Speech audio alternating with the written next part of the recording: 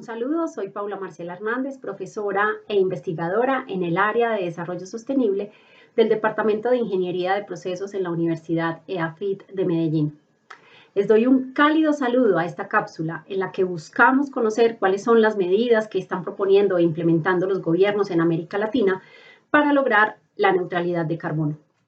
Empecemos por recordar que la agenda climática sigue adelante y que es imperante que los países latinoamericanos cumplan los compromisos establecidos en las últimas conferencias de las Naciones Unidas sobre el cambio climático, conocidas como COP. Estas conferencias tienen su origen en la Convención Marco de las Naciones Unidas sobre el Cambio Climático, establecida en la Cumbre de la Tierra, celebrada en 1992. Esta convención es considerada un instrumento jurídico donde se reafirma el principio de la soberanía de los estados en la cooperación internacional para hacer frente al cambio climático y se busque la estabilización de las concentraciones de gases de efecto invernadero en la atmósfera a un nivel que impida interferencias antropogénicas peligrosas en el sistema climático. Ese nivel debería lograrse en un plazo suficiente para permitir que todos los ecosistemas nos adaptemos naturalmente al cambio climático, asegurar que la producción de alimentos no se vea amenazada y permitir que el desarrollo económico prosiga de manera sostenible. Los invito a que lean el documento de la Convención, que a la fecha está ratificado por 197 países. Desafortunadamente, el plazo para que podamos combatir el cambio climático y que todos los ecosistemas nos logremos adaptar a sus efectos es cada vez menor. Es decir, debemos actuar de inmediato. La meta mundial ante el creciente calentamiento es limitar el aumento a 1.5 grados centígrados por encima de los niveles preindustriales, según lo recomendado por el Grupo Intergubernamental de Expertos sobre el Cambio Climático, IPCC, de las Naciones Unidas y convenido en el Acuerdo de París sobre el Cambio Climático de 2015 o COP21. Pero también en la COP25 de 2019 se llamó a neutralizar las emisiones de carbono para 2050. Esta cumbre se centró en las áreas más efectivas para poner freno al cambio climático, como la industria pesada, las soluciones ecológicas, las ciudades, energía, la resiliencia e inversiones para el cambio climático. Además, en la COP26, realizada en noviembre del 2021 con el Pacto Climático de Glasgow, se acordaron 5 puntos estratégicos. Reducir progresivamente las subvenciones al carbón y a los combustibles fósiles ineficientes, llevar metas actualizadas y más ambiciosas para la COP27 en 2022, se definió el artículo 6 del Acuerdo de París relacionado con los mercados de bonos de carbono, se estableció el compromiso de detener e invertir la deforestación a 2030 y finalmente más de 100 países acordaron reducir las emisiones de gas metano para 2030. Veamos entonces qué están haciendo los gobiernos latinoamericanos de Chile, Ecuador y Colombia para lograr la directriz de reducir las emisiones de gases de efecto invernadero a un 45% en los próximos 9 años y a cero para el 2050.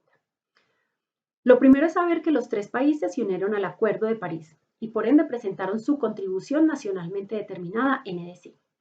Estas contribuciones exponen los esfuerzos de cada país para reducir las emisiones nacionales y adaptarse a los efectos del cambio climático.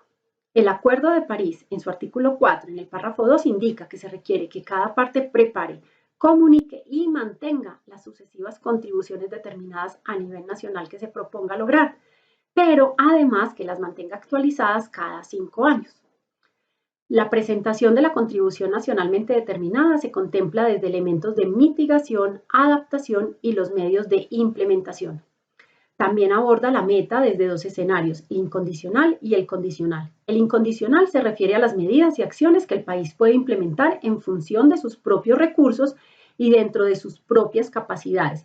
Y el condicional es aquel que va más allá de la contribución incondicional y que el país está dispuesto a emprender si se dispone de medios de apoyo desde la cooperación internacional.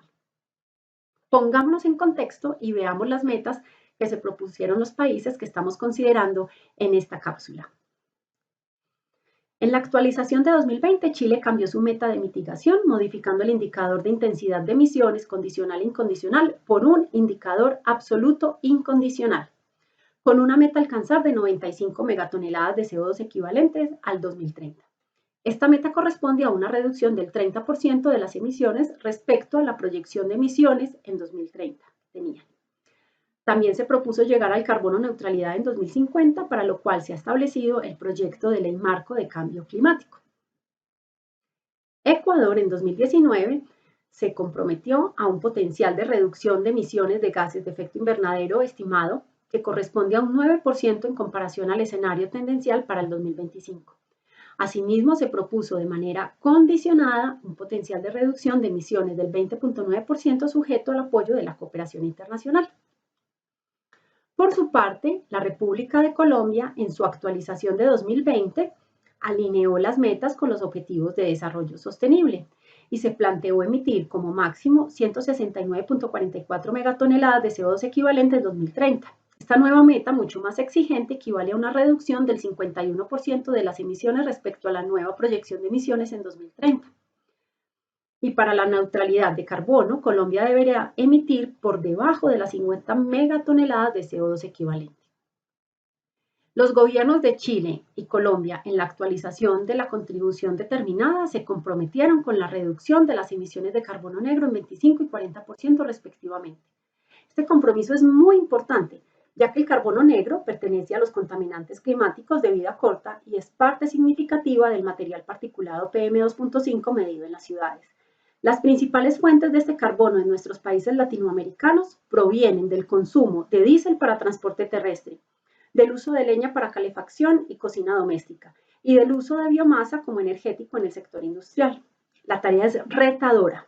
Por esto, los inventarios nacionales de gases de efecto invernadero considerados en la meta de intensidad de carbono fueron realizados por sectores y estos gobiernos debieron priorizarlos para establecer las acciones de mitigación a realizar. En Chile y Colombia se incluyeron todos los sectores, entre ellos minería, energía, vivienda, ciudad, territorio, agricultura, el uso de la tierra, el cambio de uso de la tierra, la silvicultura, industria, turismo, comercio, transporte, medio ambiente y residuos. En Ecuador se priorizaron 6 sectores: el energético y de agricultura, el patrimonio natural e hídrico, los asentamientos humanos, la soberanía alimentaria y la salud. Para el logro de estos compromisos, los gobiernos han creado políticas públicas, leyes, acuerdos y la inclusión en sus planes estratégicos nacionales de desarrollo o de gobierno. Los gobiernos acuerdan también usar o mejorar las capacidades tecnológicas y usan los mecanismos de financiamiento existentes. Como evidencia tenemos, por ejemplo, que Colombia aprobó en 2017 la Política Nacional de Cambio Climático y en 2018 la Ley de Cambio Climático, estableciendo las directrices para la gestión del cambio climático en el país. Estas buscan aprovechar sinergias y estructuran el Sistema Nacional de Cambio Climático como eje primario de institucionalización e internalización del cambio climático entre actores e instrumentos. En Chile se han aprobado la ley que considera la responsabilidad extendida del productor, la ley sobre recuperación de bosque nativo y fomento forestal, y Ecuador, por su parte, cuenta con el Plan Nacional de Adaptación, la Ley Orgánica de Recursos Hídricos, Usos y Aprovechamiento del Agua, y la incorporación explícita de la temática de mitigación y adaptación al cambio climático en el Código Orgánico Ambiental. También se dan medidas intersectoriales y de compensación, como el mecanismo de precios al carbono, los mercados de carbono, acuerdos de cero deforestación en las cadenas de algunos alimentos, pactos legales, pactos por servicios ambientales, entre otros. Podemos finalmente concluir en esta cápsula que la contribución determinada a nivel nacional es el principal instrumento que guía la acción climática en la búsqueda por detener el aumento de la temperatura promedio global, de aumentar la resiliencia del planeta y de movilizar inversiones públicas y privadas en la senda de un desarrollo sostenible.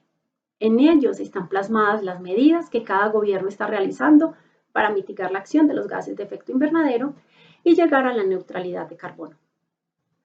Nos quedan 2 inquietudes. ¿Cómo se están comprometiendo las empresas para contribuir con estas metas nacionales y mundiales? ¿Y qué otras acciones adicionales debemos implementar o asumir para frenar la acelerada emisión de gases de efecto invernadero y llegar al carbono neutralidad en 2050? En una próxima cápsula podríamos responder a la primera inquietud. La segunda te queda para tu reflexión. ¡Hasta pronto!